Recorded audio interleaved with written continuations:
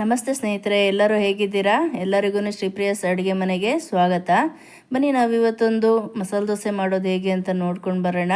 ತುಂಬಾ ಈಸಿಯಾಗಿ ಮಾಡ್ಕೊಳ್ಬೋದು. ನೀವು ಬೆಳಗ್ಗೆ ಇದು ಬ್ಯಾಟರ್ನ ರೆಡಿ ಮಾಡ್ಕೊಳ್ಬೋದು. ಮಸಾಲೆ ದೋಸೆಗೆ ಒಂದು ಅರ್ಧ ಗಂಟೆಯಲ್ಲಿ ರೆಡಿ ಆಗುತ್ತೆ.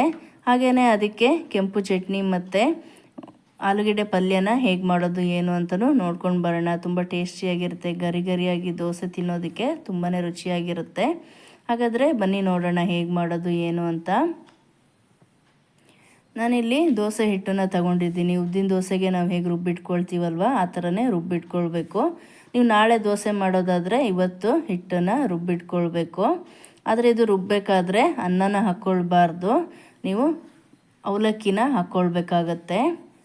ಇದನ್ನು ಹಾಕಿ ಇಟ್ಕೊಂಡ್ಮೇಲೆ ಇದಕ್ಕೆ ಇವಾಗ ಏನೇನು ಮಿಕ್ಸ್ ಮಾಡಬೇಕು ಅಂತ ನೋಡ್ಕೊಂಡು ಬರೋಣ ಬನ್ನಿ. ನಾನಿಲ್ಲಿ ಅಕ್ಕಿ ಹಿಟ್ಟನ್ನು 1 ಕಪ್ಪಷ್ಟು ತಗೊಳ್ತಾ ಇದ್ದೀನಿ. ಅದಾದಮೇಲೆ ಅದಕ್ಕೆ 1/4 ಭಾಗದಷ್ಟು ರವೆ, ಅದಾದಮೇಲೆ ಮೈದೆ ಕೂಡ 1/4 ಕಪ್ಪಷ್ಟು ತಗೊಳ್ತಾ ಇದ್ದೀನಿ. ನೀವು 1 ಕಪ್ ಅಕ್ಕಿ ಹಿಟ್ಟು ತಗೊಂಡ್ರೆ ಅದಕ್ಕೆ 1/4 ಭಾಗದಷ್ಟು ಇದೆರಡನ್ನು ಹಾಕ್ಕೊಳ್ಬೇಕು.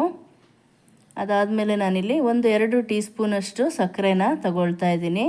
ಇದು ಹಾಕೋದ್ರಿಂದ ತುಂಬ ಗರಿ ಗರಿಯಾಗಿ ಬರುತ್ತೆ ಮತ್ತು ಕಲರ್ ಕೂಡ ತುಂಬಾ ಚೆನ್ನಾಗಿರುತ್ತೆ. ಇವಾಗ ಇದನ್ನು ಚೆನ್ನಾಗೆ ಮಿಕ್ಸ್ ಮಾಡ್ಕೊಳ್ಳೋಣ. ಒಂದು 4ರಿಂದ 5 ನಿಮಿಷ ನೀವು ಚೆನ್ನಾಗೆ ಮಿಕ್ಸ್ ಮಾಡ್ಕೊಳ್ಬೇಕು. ಎಷ್ಟು ಚೆನ್ನಾಗಿ ಮಿಕ್ಸ್ ಮಾಡ್ಕೊಳ್ತಿರೋ ದೋಸೆ ಅಷ್ಟು ಚೆನ್ನಾಗಿ ಬರುತ್ತೆ. ನೋಡಿ, ಈ ರೀತಿ ಚೆನ್ನಾಗೆ ಕಲಿಸ್ಕೊಳ್ಬೇಕು. ಹಿಟ್ಟನ್ನು ಚೆನ್ನಾಗಿ ಇದೆಲ್ಲ ಮಿಕ್ಸ್ ಆಗೋವರೆಗೂ ಕಲಿಸ್ಕೊಳ್ಬೇಕಾಗತ್ತೆ.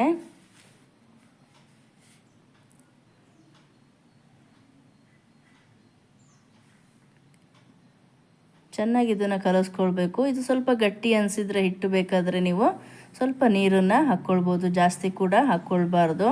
ನಾವು ಉದ್ದಿನ ದೋಸೆಗೆಲ್ಲ ಯಾವ ರೀತಿ ಬ್ಯಾಟರ್ ರೆಡಿ ಮಾಡ್ಕೊಳ್ತೀವೋ ಅಷ್ಟು ತೆಳು ಇರಬಾರ್ದು, ಅದಕ್ಕಿಂತ ಸ್ವಲ್ಪ ಗಟ್ಟಿ ಇರಬೇಕು. ಆ ರೀತಿ ನಾವು ಇದು ಹಿಟ್ಟನ್ನು ಕಲಿಸ್ಕೊಳ್ಬೇಕಾಗತ್ತೆ.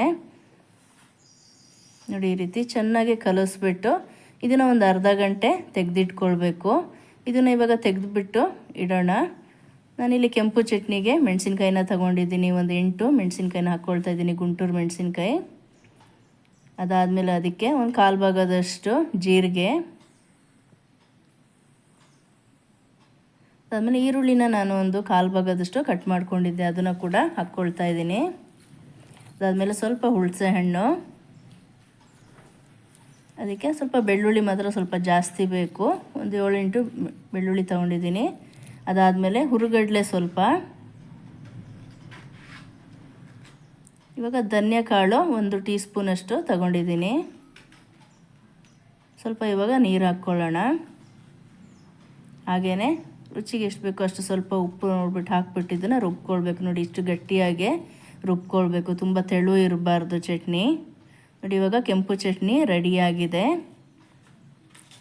ನಾವಿವಾಗ ಪಲ್ಯನ ಹೇಗೆ ಮಾಡ್ಕೊಳ್ಳೋದು ಅಂತ ನೋಡ್ಕೊಂಡು ಬರೋಣ ಬನ್ನಿ. ಆಲೂಗೆಡ್ಡೆ ಪಲ್ಯನ ನಾನಿಲ್ಲೊಂದು ಪ್ಯಾನ್ನ ತಗೊಂಡಿದ್ದೀನಿ. ಇದನ್ನು ಬಿಸಿಗಿಟ್ಬಿಟ್ಟು ಎಣ್ಣೆನ ಹಾಕ್ಕೊಳ್ಳೋಣ. ಅದಕ್ಕೆ ಸ್ವಲ್ಪ ಕಡಲೆಬೇಳೆ ಹಾಕ್ಬಿಟ್ಟು ಇದನ್ನು ಎಣ್ಣೆಯಲ್ಲಿ ಫ್ರೈ ಮಾಡ್ಕೊಳ್ಬೇಕು. ಇವಾಗ ಇದಕ್ಕೆ ಉದ್ದಿನಬೇಳೆ ಸ್ವಲ್ಪ ಹಾಕ್ಕೊಳ್ಳೋಣ. ಇದನ್ನು ಕೂಡ ಎಣ್ಣೆಯಲ್ಲಿ ಫ್ರೈ ಮಾಡ್ಕೊಳ್ಬೇಕು.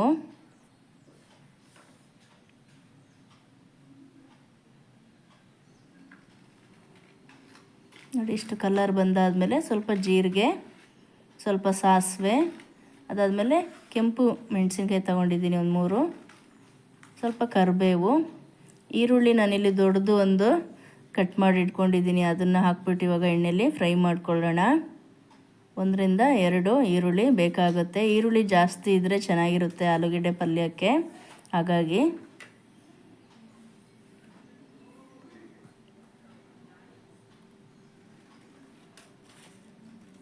ಆದಷ್ಟು ಫ್ಲೇಮ್ನ ಮೀಡಿಯಮಲ್ಲಿ ಇಟ್ಬಿಟ್ಟು ನಾವು ಫ್ರೈ ಮಾಡ್ಕೊಳ್ಬೇಕು. ಸ್ವಲ್ಪ ಉಪ್ಪು ಮತ್ತು ಸ್ವಲ್ಪ ಅರಿಶಿನ ಹಾಕ್ಕೊಳ್ಳೋಣ. ಇದನ್ನು ಚೆನ್ನಾಗಿ ಇವಾಗ ಫ್ರೈ ಮಾಡ್ಕೊಳ್ಬೇಕು. ನಾನಿಲ್ಲಿ ಸ್ವಲ್ಪ ಪೆಪ್ಪರ್ ಪೌಡರ್ನ ಹಾಕ್ಕೊಳ್ತಾ ಇದ್ದೀನಿ. ಅದಾದಮೇಲೆ ನಾನಿಲ್ಲಿ ಒಂದು 3 ಆಲೂಗೆಡ್ಡೆನ ಬೇಯಿಸ್ಬಿಟ್ಟು ಸಿಪ್ಪೆ ಎಲ್ಲ ತೆಗೆದು ಇಟ್ಕೊಂಡಿದ್ದೆ.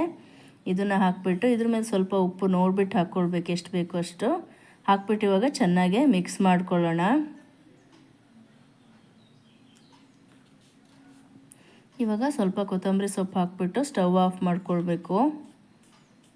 ನೋಡಿ, ಆಲೂಗೆಡ್ಡೆ ಪಲ್ಯ ರೆಡಿಯಾಗಿದೆ. ಇವಾಗ ದೋಸೆನ ಹಾಕ್ಕೊಳ್ಳೋಣ. ದೋಸೆಗೆ ನಾನಿಲ್ಲಿ ದೋಸೆ ಹಂಚು ತಗೊಂಡಿದ್ದೀನಿ. ಇದಕ್ಕಾದಮೇಲೆ ತುಂಬ ಬಿಸಿ ಆಗಬಾರ್ದು ದೋಸೆ ಹಂಚು. ಸ್ವಲ್ಪ ಬಿಸಿ ಆದಮೇಲೆ ನಾವು ದೋಸೆನ ಹಾಕ್ಕೊಳ್ಬೇಕು. ಈ ರೀತಿ ತುಂಬ ತೆಳು ಕೂಡ ಹಾಕ್ಕೊಳ್ಬೋದು, ತುಂಬ ಚೆನ್ನಾಗಿ ಬರುತ್ತೆ ಕೂಡ. ಗರಿ ಗರಿಯಾಗಿ ತಿನ್ನೋದಕ್ಕೆ ತುಂಬಾ ಚೆನ್ನಾಗಿರುತ್ತೆ.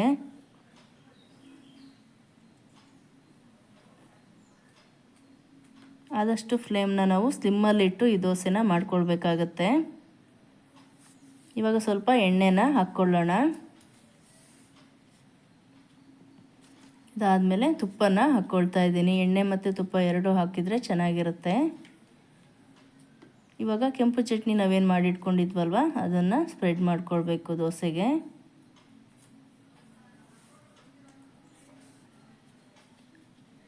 ಇದು ನೀವು ಬೇಗ ದೋಸೆ ಮಾಡ್ತೀರಿ ಅಂದರೆ ಆಗಲ್ಲ, ಸ್ವಲ್ಪ ಟೈಮ್ ತಗೊಳುತ್ತೆ. ಆದಷ್ಟು ಸ್ಲಿಮ್ಮಲ್ಲಿ ಇಟ್ಬಿಟ್ಟು ನಾವು ಬೇಯಿಸ್ಕೊಳ್ಬೇಕು ದೋಸೆನ. ಇವಾಗ ಆಲೂಗೆಡ್ಡೆ ಪಲ್ಯನ ಹಾಕ್ಕೊಳ್ಳೋಣ. ಇವಾಗ ನೋಡಿ ರೆಡಿಯಾಗಿದೆ, ತೆಗೆದ್ರೆ ಆಯಿತು. ನೋಡಿ ಯಾವ ಕಲರ್ ಬಂದಿದೆ, ತುಂಬ ಚೆನ್ನಾಗಿ ಬಂದಿದೆ, ಗರಿ ಗರಿಯಾಗಿದೆ.